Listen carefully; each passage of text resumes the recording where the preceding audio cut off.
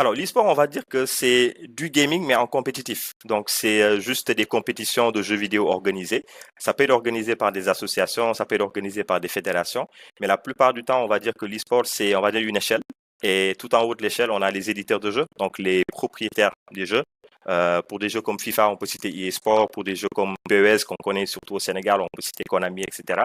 Et après, tu as les marques. Ça peut être Orange, ça peut être Samsung, ça peut être Coca-Cola, ça peut être plein d'autres marques comme Red Bull, par exemple, qui a une stratégie e-sport bien définie.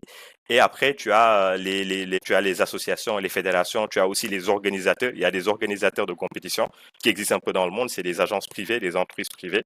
Et tout en bas de l'échelle, tu as les communautés. Donc les joueurs, qui étaient censés être en tout cas au sommet de l'échelle en vérité.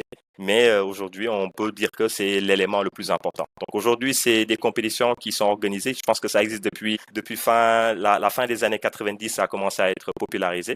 Nous, au Sénégal, on a commencé vraiment à faire de l'e-sport à partir de 2011. Quand l'association est née, quand il y a eu plein de tournois, il y a eu quand même des tournois, en tout cas, qui étaient des tournois précurseurs. Et aujourd'hui, on tend vraiment à en faire vraiment un vrai métier, à beaucoup plus professionnaliser cela et à faire émerger l'histoire de manière générale.